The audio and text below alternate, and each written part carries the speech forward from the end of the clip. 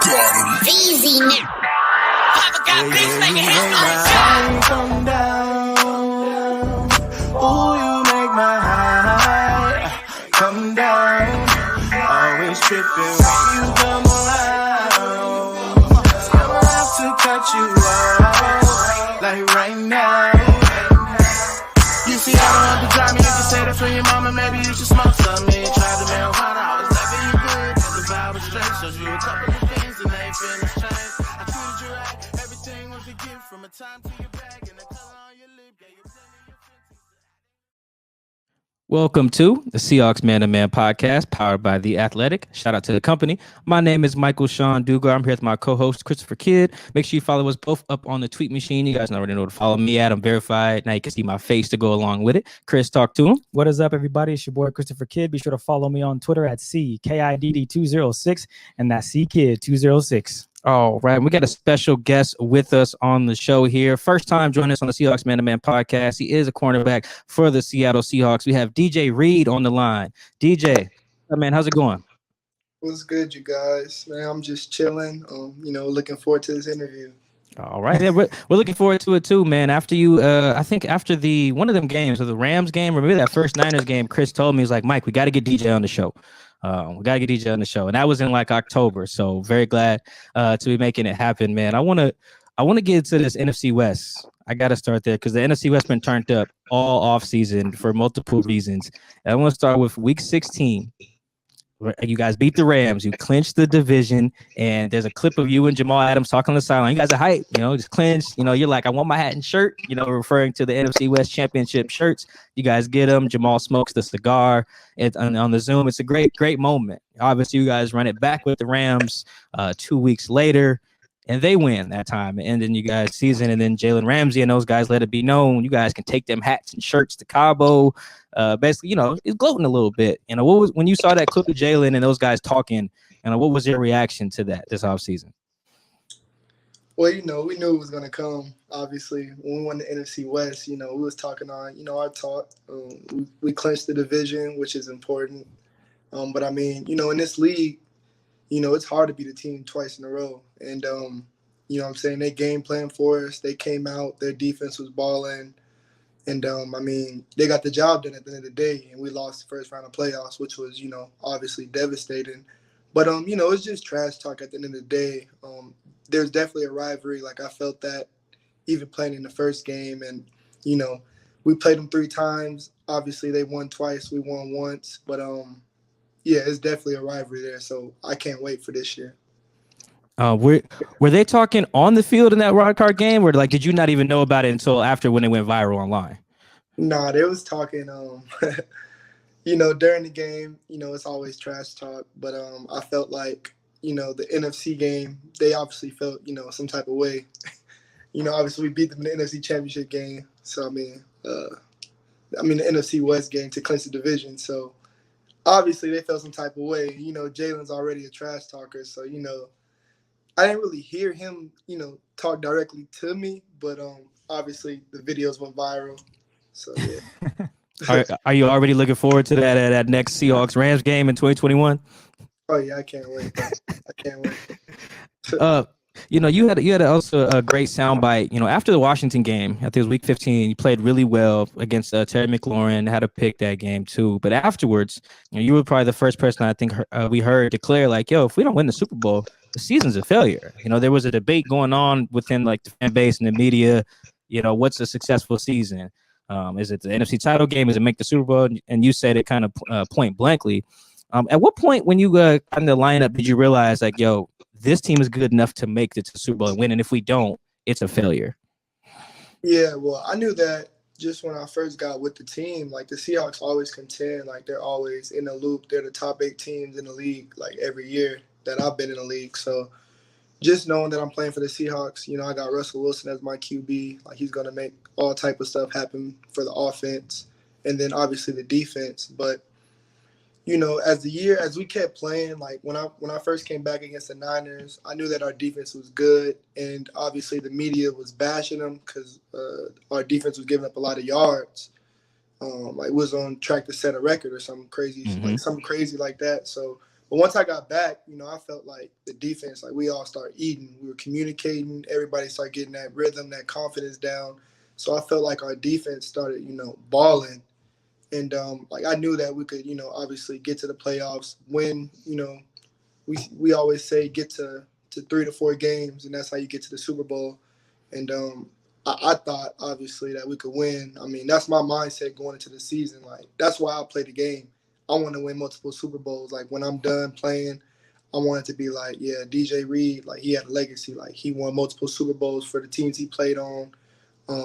Like I want to be a Hall of Famer. Like I got those type of aspirations and goals. So that's why I go out there and I sacrifice my body, obviously, to be able to get the opportunity to play for a Super Bowl and win a Super Bowl.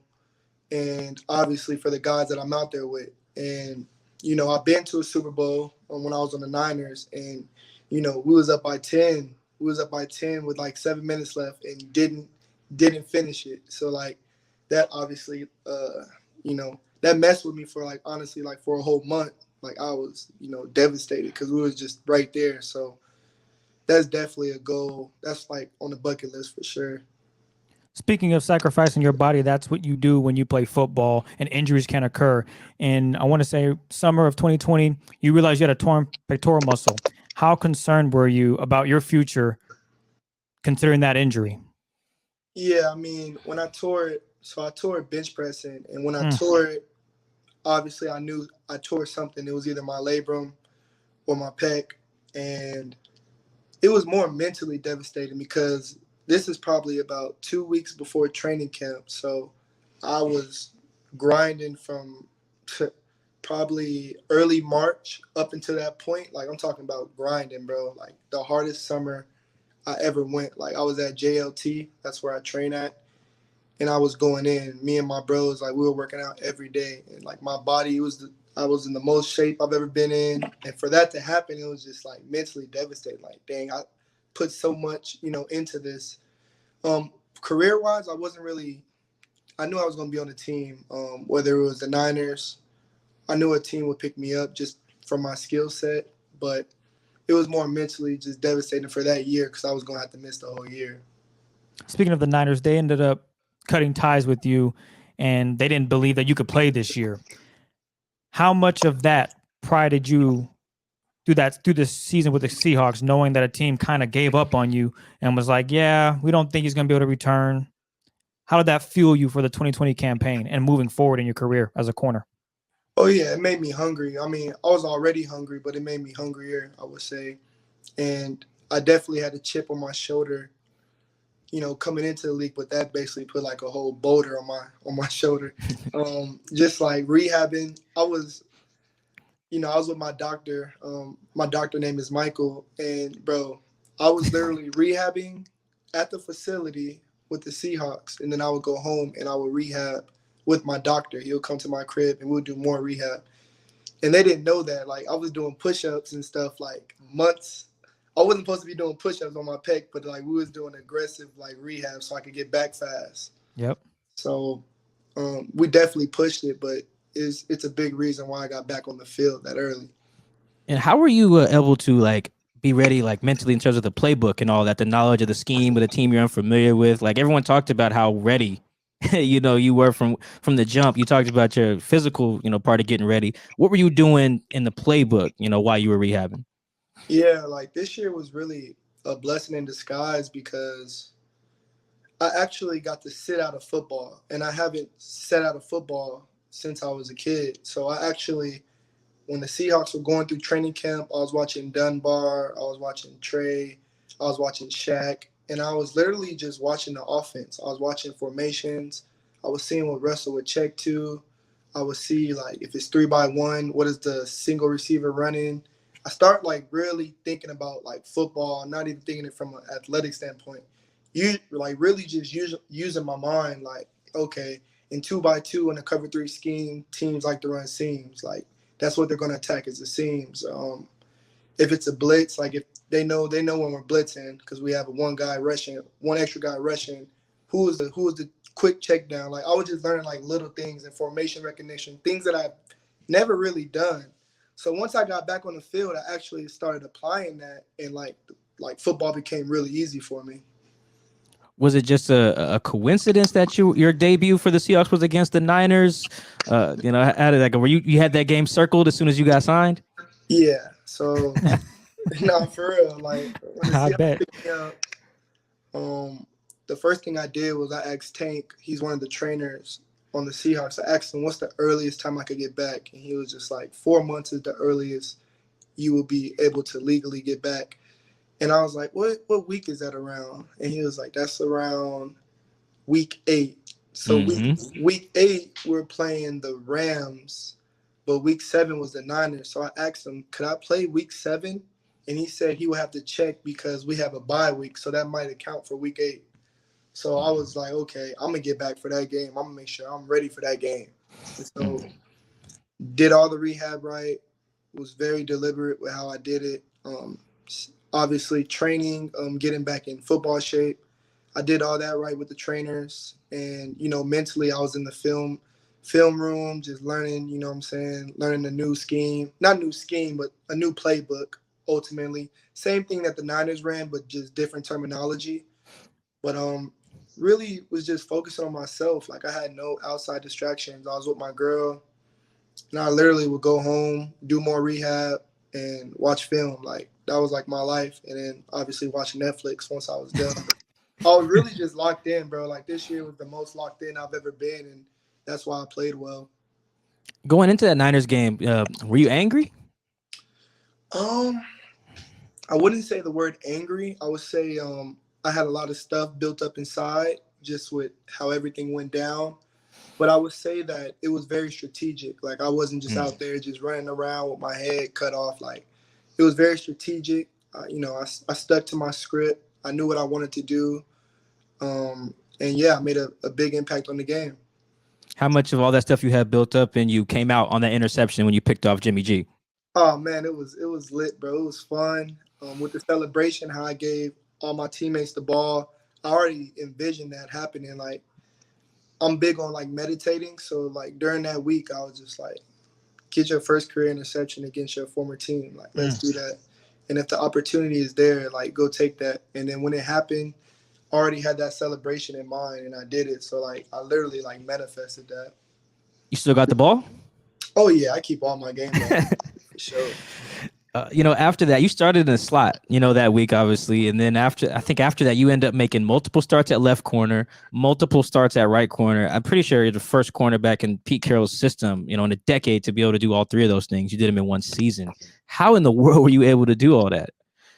Yeah, I would just say just my versatility. Like, coming out of college, I played cornerback. I was on the right side when I was at Kansas State and was an All-American. So I know how to cover receivers, whether they're 6'4", whether they're 5'11". Like I could get the job done regardless.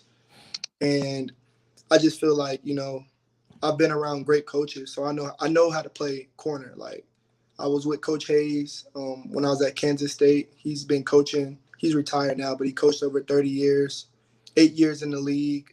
So he taught me a lot. Even going back to JUCO, Coach Arnold, he gave me, some tools to learn with. Coach Manning from Fresno State. Even coming into the league halfly, I played safety my rookie year. So I just feel like my knowledge of the game, especially as I get older, I'm just learning more and I'm getting more confident, and it's making the game easy. Like I'm already athletically gifted, so I could go out there and play off of just instinct. But now I'm thinking about what is the OC trying to run here? What is the down and distance? So I feel like I'm on that level now, which is why I'm playing well. I want to take it back to the Washington football game. I'm going to paraphrase best I can. You made a statement saying, hey, 5'9" corners, they play in the slot. They don't play outside. What statement did you make making that transition outside and showing everyone that I'm 5'9" and I can play right corner and left corner and get it done? Yeah, I mean, I knew from the get, like me and Pete were talking about it because our secondary, especially corners, were having a lot of injuries, a lot of bang-ups, like hamstring injuries and just injuries. So he asked me, like, I watched your tape. Like, would you rather play safety or corner? And I was like, I'd rather play corner by far. He was like, okay. He was like, remember that. And I was like, all right, that's a bet. Then, he threw me in there. Like, my first start was against the Rams. And, obviously I haven't played corner since college, so it's been like 3 years. So I mean, at first I was just a little nervous, like just don't get beat deep, just don't get with the deep ball. But then as you see, as the years start going by, I started getting like, you know what I'm saying, in my zone and real confident. And I started getting back to my corner ways. Mm-hmm. And I started making a lot of plays on the ball. Now, I'm a big Deion Sanders fan, and of course, it's easy to say because he was the greatest of all time at his position, right? But I wanted to hear your thoughts on who you watched growing up that stood out to you that you're like, I like his game, I want to mirror it, or maybe you just liked his game and that's the attitude you went with. Is there anyone out there that you watched their game and got it from? Yeah, I would say I definitely watch. If you want to go old school or older, I would say Champ Bailey was one. That was obviously he was athletically gifted, but he had great ball skills. One guy that I thought was underrated that was doing it at my height was Brent Grimes. Ooh, Great, cold. Probably the best feet, the quickest break. You know, I seen him clamp dudes like I seen him clamp Calvin Johnson, Julio at the height of 5'9". So I got a lot of respect for Brent Grimes. I will also say, you know, in college, I watched Tyrann Matthews, a lot of him, just how versatile he is. He gave me a lot of confidence because he was playing corner. He was, you know, catching kicks in college, you know, scoring touchdowns and just being a playmaker. Also, Jason Verrett, he's still playing well. Mm-hmm. And obviously, he's been plagued by injuries, but when he's healthy, he's a force. And yeah, I used to watch him when he was at TCU. Can't forget about Darrelle Revis, just his technique. His technique really showed me like you don't have to run a 4-3 or a 4-2. If you play with good eyes and you play patient at the line of scrimmage, you could get the job done against anybody. And yeah, he showed me a lot. Like I used to watch his practice tapes. It's on YouTube. Obviously, I watch his highlights in his games, but he's a great football player.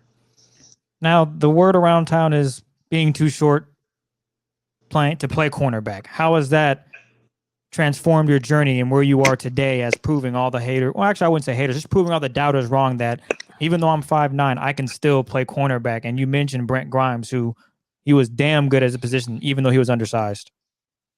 Yeah, and honestly, it's crazy. I was talking to my girl about this probably about a week and a half ago, but she was asking, like, if you were like 6'2", 6'3", would you be where you are today? And I was like, honestly, probably not. Like, I probably wouldn't be as hungry because people would have just wanted me by, you know, just looking at me like, oh, okay, you passed the look test, we're going to give you a scholarship instead of like my game. So, you know, I'm really detailed and intricate with how I train. I'm really deliberate with how I perform when I go on the field to train. And, you know, I always think about, you know, my journey. Like, if I ever feel tired or if I ever feel like, you know, not really wanting to do it because I'm feeling kind of, you know, sluggish or tired that day, I put those thoughts in my head what coaches, you know, told me. And then I snap out of it and I get, you know, back on track. So, like my journey has shaped me and who I am. So I'm grateful to be 5'9". What were some of the toughest parts of your journey coming up? Not in the league, but I'm talking to like or the Fresno or JC or K-State. Just what were some of the toughest parts about that? For me, the toughest parts were when I went to Fresno State because that was the first time where, you know, simply put, like the coaches weren't feeling me. You know, I was working my butt off, grinding. I redshirted there for a whole year.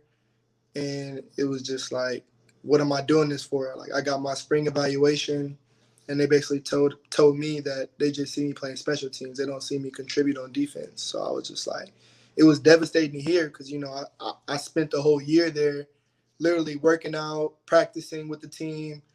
And for them to say, like, we don't see you playing corner, it was just like a kind of a slap in the face. So that was tough because it was just like, what are you going to do? And obviously I came, you know, to the point that I said, I'm going to go JUCO and give it one more shot. And if I don't get recruited from my JUCO, then I'll just, you know, get a regular job or figure something else out. But that'll probably be the end of my football career. So it was just like a reality check. And that was pretty nerve-wracking and stressful at the time. So, yeah, I would say Fresno State and obviously JUCO. Just JUCO, I was telling myself, you can't get injured because if you get injured, no one's going to recruit you. So I was taking care of my body to the best of my ability. And, you know, with JUCO, it was just kind of stressful because I had to get my A degree. So on top of that, I had to make sure I didn't fail any classes or I would have to stay there another year. And obviously my living situation was horrible in JUCO. So it was a lot in JUCO too. It was a lot of questions like, am I going to be able to get a scholarship this year? I sure hope so because this living situation is bad. I'm not really knowing when my next meals are coming. I'm literally just taking it one day at a time. So those two experiences definitely shaped my career and definitely put a big chip on my shoulder and made me really hungry. And it also made me grateful when I did get the opportunity to go to Kansas State. I was grateful for it. Like I didn't take it for granted. I didn't take the food for granted. I didn't take the housing for granted. Like I was really grateful and appreciative. Tell us more about your living situation when you was at JC. I read a little bit about it, but for our people listening now, like how tough was it? It was bad, bro. It was bad. It was probably like 600 square feet. It was 8 dudes. I would say 8 to 9. Like some dudes was coming in and out to live there. Obviously, the house was a mess. There was nobody to clean it. Guys weren't cleaning up after themselves. And, you know, I didn't have a say. I couldn't say, like, hey, bro, can you clean up? Like, because I wasn't paying any rent. So I had no say. So I would sleep on the floor. And then it was a futon. It was like a futon little couch, a dirty futon couch. We would, guys that weren't paying rent, we would, like, switch. So, like, every day I would sleep on the floor. Next day I would sleep on the futon. And then we would just, like, in and out. And the guys that were paying the rent, they were in the room. So it was like bunk beds. But since they paying rent, like obviously they get the bed. So it was tough, bro. Like it was really tough. But I'm grateful I went through it. How did you have the confidence? Because if I read this correctly, you had other offers like to go after the places that were smaller schools, but you knew something bigger like a Power 5 like K-State was going to come eventually. How did you have the confidence to turn down those other offers considering your situation and to know, hey, yo, I got a big offer coming. I can feel it. Yeah, so my first offer was Indiana State. And when I went there, you know, it was cool. Like, I had a good time. They showed me a good time. You know, the women there, they were pretty. Like, the girls were pretty. I was like, okay. But then, you know, I was watching, like, the highlights, and I was just like, man, my JUCO could get at these dudes. Like, I was like, my JUCO could. I think my JUCO could get them around for their money. And I was like, bro, you got to go somewhere bigger. Like, I want to showcase my talents, you know, at a bigger level, like no disrespect. So they offered me, it was emotional. Like I cried because that was my first offer. Like they was willing to pay for everything. So it was emotional, but I told them like, I'm gonna have to go talk this out with my mom back in Cali. And so the next week, Kansas State called and they offered me. And I was like, man, Big 12. I was like, that's dope. Went on my visit and I loved it. And after that, I got more offers like Miami. Miami was next, Arkansas, Syracuse, Nebraska, Colorado. Like it was like more schools, but I committed to Kansas State because it just felt right. Like it was lit. We went to a basketball game, and Oklahoma was number 1. They beat Oklahoma, and like the crowd was crazy. It was packed. It just felt right. How much of the perseverance that you have, you know, and the bounce back that you have in you, how much of that comes from your mother? Oh yeah, it's everything comes from my mother because that's who I learned everything from her. Like she's the definition of a hustler. Like I've seen her work 2 to 3 jobs. I've seen her leave the house at 6:30, 7, come back to the house at 8:30, come home and cook. You know what I'm saying? And never complain. Like never complain. Like always trying to get money to provide for us. And like I respect her so much and I love her so much for obviously she's my mom, but like just the work she put in and the gratitude she always had. She always gives thanks to God. Like that's everything in her life. Even when she was sick, when she had breast cancer, never heard her complain. She went through chemo, never heard her complain. Always gave credit to God, always thanked God in the midst of darkness, light, whatever the situation was. Like, and just from that, like I was just like, man, she really taught me like, you shouldn't complain about your situation because people got it worse. So what was that moment like for you and your mom and your whole family probably when you got drafted by the Niners in 2018? Oh man, it was emotional, bro. Like I told myself, I was like, I'm not going to cry. But yeah, when I got the call, I seen a Santa Clara area code. So I thought it was the Raiders. I didn't know. I was like, oh, Raiders, okay. Then they called and it was John answered the phone. He was just like, this is John Lynch with the Niners. we're going to take you with the 142nd pick. Once he said that, I kind of like just went black mode. Like everything just went quiet. He was still talking, but like I just broke down, and it was just like, damn, all this work you put in, bro. Like you just never quit. Like I always tell myself, like you'll never fail if you never quit. Like if you just keep going, you're gonna get somewhere. And just to get drafted, that's every kid's dream. So it was a blessing. Now I want to look at the roster that's currently constructed. The cornerback position is going to be fun. There's a lot of talent there, and they're bringing in someone who you know, or at least I'm assuming you know. I could be completely wrong. You might not know him at all, but Ahkello Witherspoon. What are the Seahawks getting in this corner, and are you excited to have him a part of this Seahawks roster now? Yeah, so I do know Ahkello. We played obviously when I was a rookie and my second year with the Niners. And I mean, Ahkello, you're getting a good football player. Like, first of all, he's all of 6'3". Like, it's not just on paper. Like, if you see him, he's a big dude. He's all of 6'3". And one thing I love about him is his technique. Like, his re-step, he probably has one of the best, if not the best re-step in the league. And if you don't know what re-step is, it's just a technique at the line, and you just sidestep in when you're impressed. He does a good job getting his hands on receivers. And, yeah, he gives a lot of good receivers problems. Like, he's a really good cornerback. Now, I could be guessing here, but from watching your film and watching how you play the game, it seems like you love manning up. Like, when the Seahawks go cover zero and you got one guy in front of you, you just can't let him beat you. I feel like you go to another level. Am I seeing that correctly? Do you love the one-on-one matchups more than just chilling in the cover three, not getting beat deep and making sure you're playing your zone correctly? No, I do. I love playing man because, like, when you get beat, you can't blame anybody. It's on you. Like, so I love that pressure. I love if I get beat, it's on me. Like, it's not like if I'm in cover three and he runs a slant, I was supposed to have somebody there. Yeah, it's me versus the receiver. Who's better? Who's gonna win? So I definitely love being a man because I don't like giving up catches. To be honest with you. Who was the one matchup this season where you were like, I want to see him again next year because I got something for him? Not saying that you had a bad game, but you knew you had more left in the tank, and you just, for whatever reason, you just get to that next level that game. Is there anyone out there? I mean, I wouldn't say a certain player. I mean, I'm just looking forward to playing against the receivers really in the NFC West. Like, yeah, it's really the best division by far, in my opinion, especially with the offseason, the off-season guys, really read up. Like, teams really read up. So, I mean, I'm just looking forward to playing in the NFC against the Niners, the Cardinals, the Rams, really everybody. We got Washington too, so I'm looking forward to playing against them too. I have a favorite. I watched tape everybody, but I was watching tape of DBs recently. I think I tagged you in one of the posts actually on Instagram. I have a favorite player of yours from last season, but I'm not going to say it. What's your favorite? Let's see if we got the same one. Give me your favorite play that you made in 2020.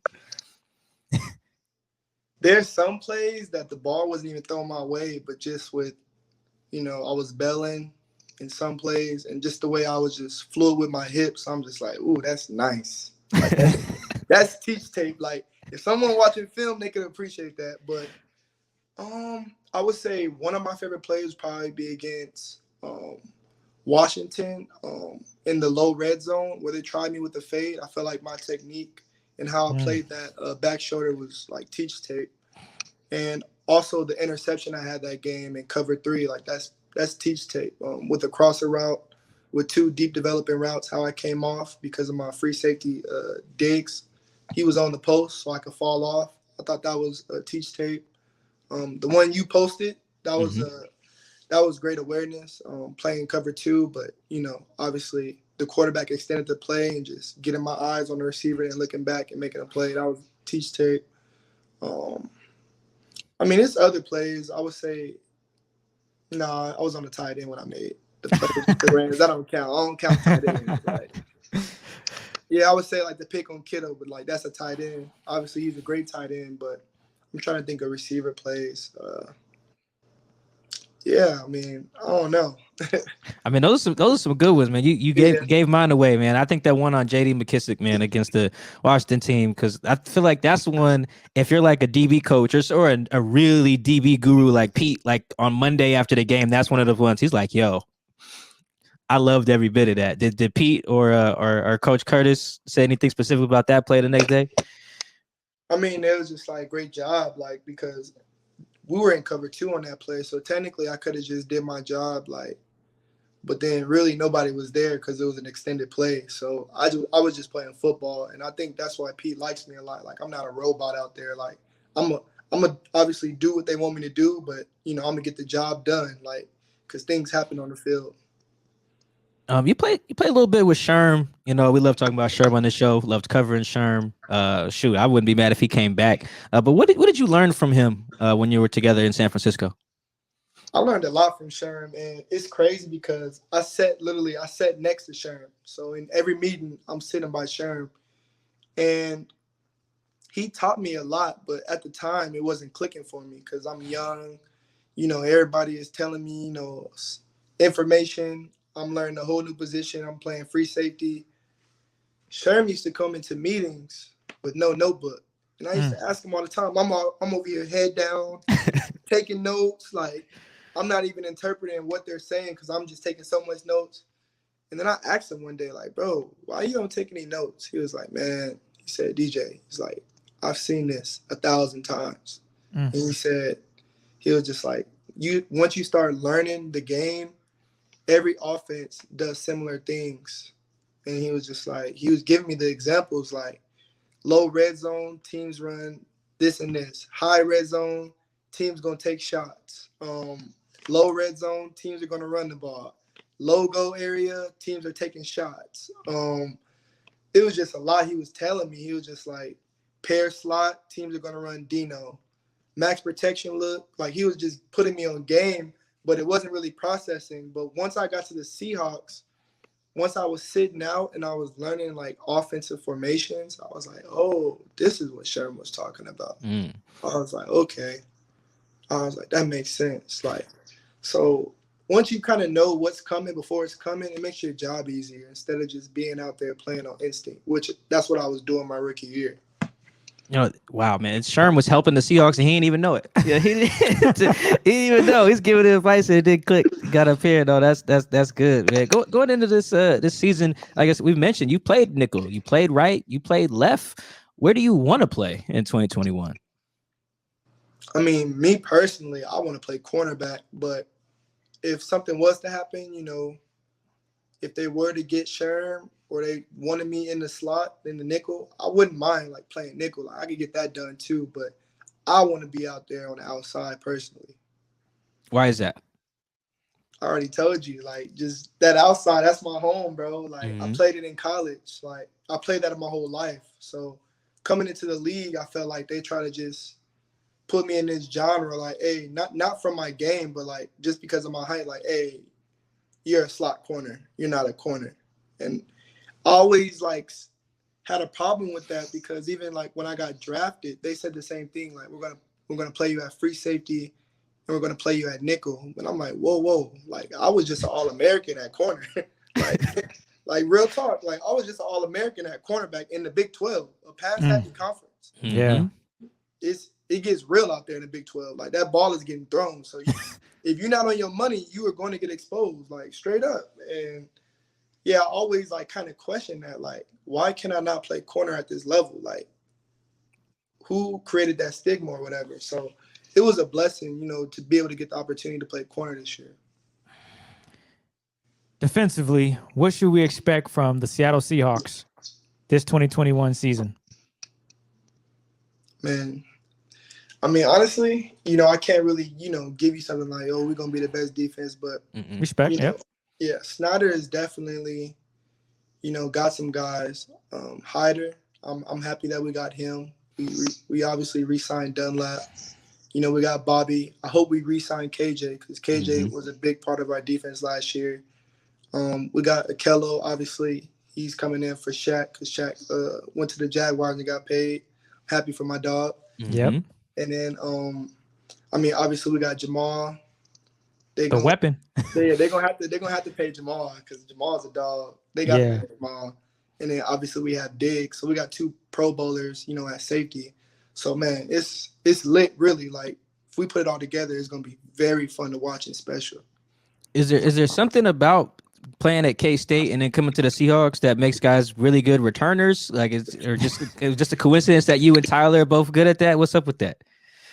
You know, like that's a great question because people think like if you go to K-State, like, oh, they just block well, so you're a good returner. Like, nah, like Lockett was making plays like his rookie and like sophomore year at returning, like going crazy.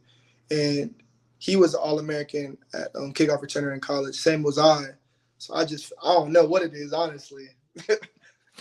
And anybody who's questioning whether Tyler got the skills and it's not just the blocking, I suggest they go look at some K-State highlights from 2000, was it Facts. 12, 13, 2013, and 14. That boy is making them guys look bad, man. Speaking of some of your teammates, though, how did having veterans like Quandre, or like a KJ, or even like someone like Shaquille, who's not super older than you but had been in the system for a while, how did having those guys, make it easier for you to kind of get used to things, stepping in mid-season last year? Yeah, I would say just in the DB room, Quandre made me feel comfortable because if you don't know Quandre, bro, he's probably one of the funniest guys you probably ever meet. Like, he's one of the funniest guys in the locker room.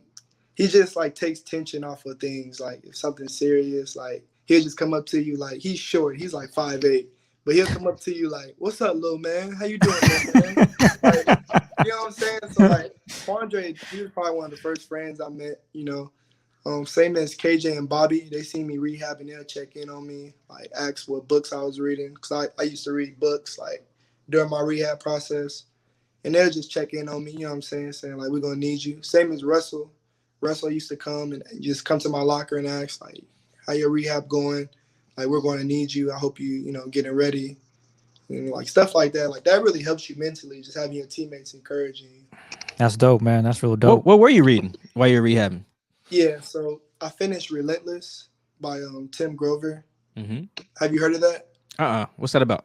Oh, yeah. So it's basically, he was basically Kobe's trainer, Michael Jordan's trainer, Dwayne Wade's trainer. Like, he's trained, like, top guys, and he kind of just shows you, like, the mental approach to the game.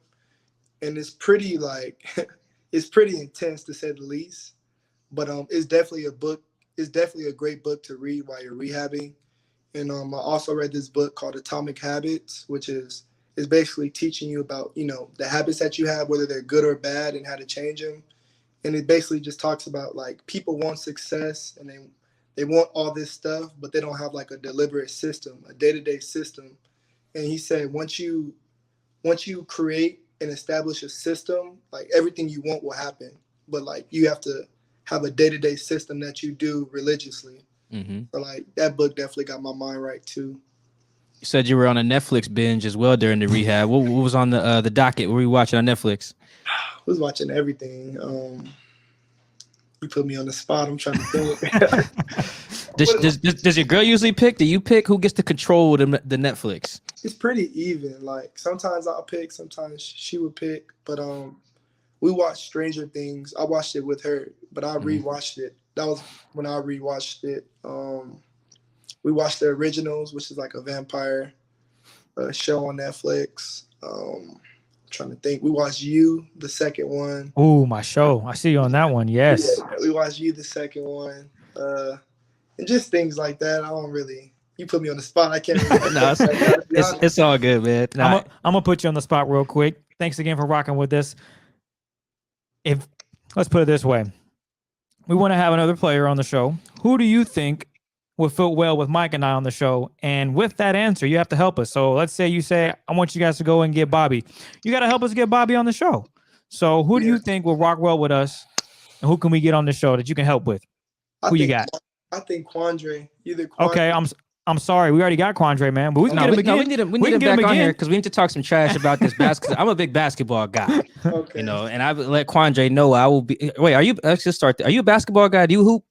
No, I hoop, but I haven't been watching March Madness. If you go, no, you're good. No. I would because when we talked about Quandre, we had Quandre in July.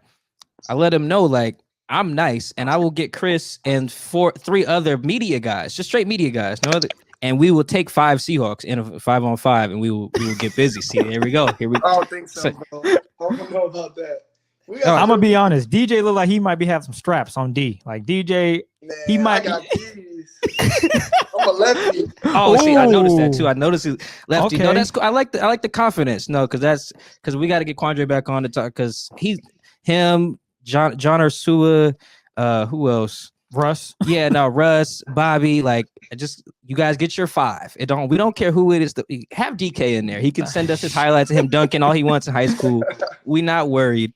Just put the word out that we ready. Just letting you know if you want to be in the game too. All right. If that's what hey, be careful what you ask for, dog. No, we ready. I'm the like the officials. Remember how you told the Rams you want your hat and shirt? Oh, I want my hat and shirt. I want my hat and shirt. We ready. Besides Quandre, who else? Because Chris did. That's a good question by Chris. Yeah. Jamal. Okay. There's the money. All right, answer. so send that text, man. We need DJ. Hey, bro, the homies from the Seahawks Man. They really cool, bro. You gotta tap in with them one time. I got y'all. That's a bet. All right, man. Appreciate it, man. Yeah. Well, is there anything you want to add? Let the people know, especially the 12s listening. Anything you want to add before you shake, man? I hope we get fans because, man, it'll be rocking. You feel me? Yep. When we get the fans in there. So I haven't experienced it, but I already know about it. So I'm looking forward to that. Oh yeah, that's right. A lot of you guys didn't play in front of the fans. I forgot. Yeah, guys like you, Carlos. Yeah, came over here, never got the 12s. It's real, man. As people, as guys who have been there, it's nothing. It's nothing like if they put you guys on the Rams and that rematch, that first time you guys played the Rams on like Sunday night. Oh man, with a packed house. Whoever's playing, Matt Stafford's not gonna be able to hear himself think. He's not. Like I promise you that's gonna be special. That's what's up. I'm already knowing. All right. Well, thank you guys for listening to the Seahawks Man to Man podcast, for tuning in with us. Shout out to everyone subscribing to our YouTube channel. Make sure you guys follow me on Twitter at Mike Dugar. Follow Chris as well. DJ, where can they follow you on social media? Oh, yeah. Follow me on Instagram, DJ_2Great. You feel me? All right. Thank you guys so much. Thank you to our guest, DJ Reed. Best of luck to you, brother, wherever you play in the secondary in 2021. We appreciate you guys. We'll catch you guys next time. We're out.